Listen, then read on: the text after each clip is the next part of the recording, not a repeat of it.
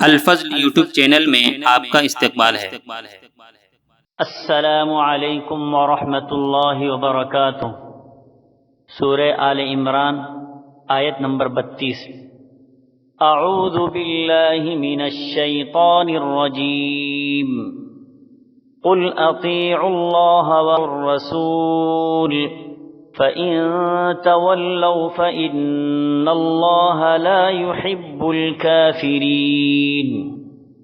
آپ کہہ دیجئے کہ اللہ تعالیٰ اور رسول صلی اللہ تعالیٰ علیہ وسلم کی اطاعت کرو، اگر یہ منہ پھیر لیں تو بے شک اللہ تعالیٰ کافروں سے محبت نہیں کرتا۔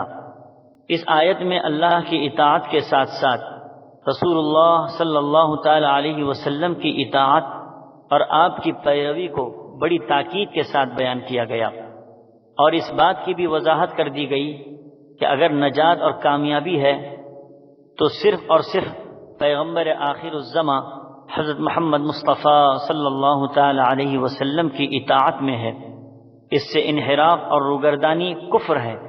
ایسے کافروں کو اللہ تعالی ہرگز پسند نہیں فرماتے، چاہے وہ اللہ کی محبت اور قرب کے کتنے ہی دعوے دار ہوں۔ یہود و نصارہ کہتے تھے نحن ابناء اللہ و احباؤہ، یعنی ہم خدا کے بیٹے اور محبوب ہیں۔ یہاں بتلا دیا گیا کہ کافر کبھی اللہ کا محبوب نہیں بن سکتا، اور حکم دیا گیا کہ اگر تم اللہ کے محبوب بننا چاہتے ہو تو مکمل اس کے حکم کی تعمیل کرو، اور پیغمبر آخر الزماں حضرت محمد مصطفیٰ صلی اللہ تعالی علیہ وسلم کا کہنا مان کر ان کے نقش قدم پر چلو، خدا کی محبت نصیب ہوگی۔ اللہ ہم سب کو نبی کریم صلی اللہ تعالی علیہ وسلم کی سچی محبت نصیب فرمائے، آمین۔ وآخر دعوانا ان الحمد للہ رب العالمین۔ اس چینل کو سبسکرائب کریں اور اس کو زیادہ سے زیادہ شیئر کرنے کی کوشش کریں۔